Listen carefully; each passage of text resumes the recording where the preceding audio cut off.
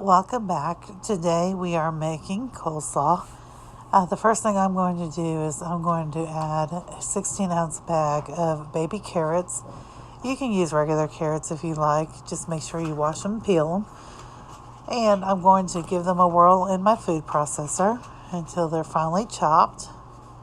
And this food processor I actually just recently bought at a garage sale for $5. It's awesome. It's becoming one of my favorite new gadgets. So I'm going to go ahead and get that added back on there. And I'm going to prepare my cabbage. I'm making a large portion. So this is a 4-pound head of cabbage. I'm going to go ahead and cut it up and make sure I get it cored. And once I've cored it, I'm just going to slice it into little slices because I want to be able to fit this into the food processor. This is the way my friend Polly always did her coleslaw, and I just thought it was so good. And so I really prefer having the cabbage of the coleslaw chopped up like this. Now, if I'm in a hurry or if I'm making for a large catering event, I will go ahead and buy the pre-shredded cabbage from Sam's. But this really doesn't take very long to do. And if you don't have a food processor, you can grate it with a grater or chop it finely if you'd like. I'm going to go ahead and add the lid again, and I'm just going to give it a whirl. And now this is going to chop it really fine, and it only takes just a couple of minutes to chop all of this up. And once I've got this chopped up, I'm going to go ahead and add it to my bowl. Now I'm going to do this in 2 portions because I am doing such a large amount of coleslaw. And once I've got that in there, I'm just going to give it a good stir. I want to mix my carrots and my cabbage. Now, if you'd like to add red cabbage, you can. I personally do not care for red cabbage, so I don't put it in there. You can also add a little bit of onion if you'd like, but this is the way I like it. Now, I'm going to make my dressing. My dressing is going to be 1 cup of white sugar. If you want to use Splenda, you can, or stevia. And to that, I'm going to add 2 cups of mayonnaise. You can use full fat or you can use reduced fat mayonnaise. I'm going to go ahead and spoon that into my measuring cup. And I have made this with reduced fat. I've made this with fat-free mayonnaise. To me, it doesn't turn out as well with the fat-free mayonnaise. But if you like fat-free mayonnaise, it certainly will not hurt the texture. For me, it's just a taste thing for me. So I'm going to go ahead and get those added. And once I've got 2 cups of mayonnaise added to my bowl, I'm going to go ahead and add sour cream. Now I'm using reduced fat sour cream, but you can use the fat or reduced fat. And again, if you want to use fat-free, you can. It won't affect the texture at all. I'm going to go ahead and do that. Now this is a 16-ounce container, which is 2 cups. And to that, I'm going to add 2 teaspoons of seasoning salt.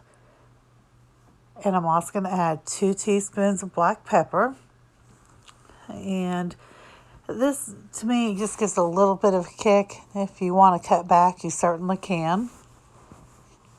And once I've got that added, I'm going to add the last ingredient, which is white vinegar. I'm going to add 1/2 of a cup of vinegar to the bowl. And then I'm going to whisk it with my whisk. And be careful because this will slosh around a little bit. Once I've got this whisked really well, and it takes about a minute or so, it's going to be a nice creamy texture. You see how it looks? And we're going to go ahead and get ready to pour this on our coleslaw. And I'm just pulling that over here. I'm going to pour about half the dressing on there. And I'm going to give it a good stir. You just want to make sure this is mixed well. You want to make sure nothing's left dry. Once I've stirred it well, I'm going to go ahead and add the remaining dressing. Now, I like my coleslaw with a lot of dressing on it. If you want less dressing, of course, you can cut it back some. But this is just the way I like it, and so this is the way I make it. And once I've got this stirred really well, I'm going to just make sure every bit of it's wet, or every bit of the dressing is incorporated with the vegetables. And there you go. And I'm going to go ahead and cover it with a lid. And I'm going to refrigerate this a minimum of 12 hours. 24 hours is good, and this will stay good for about 4 to 5 days in the refrigerator. I hope you enjoyed this video. If you did, be sure to give it a thumbs up. If you'd like to see more from me in the future, hit that subscribe button down below.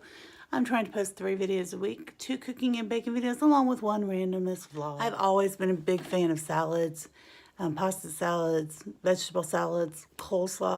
I actually came up with this recipe several years ago. I had to cater an event that was fairly large. There was going to be about 150 people there, and I needed to make coleslaw for a crowd.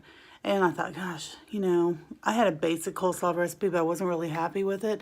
And so I kind of perused Pinterest, come across a couple, mixed them, matched them, and made it my own. And so that's how I came up with this coleslaw.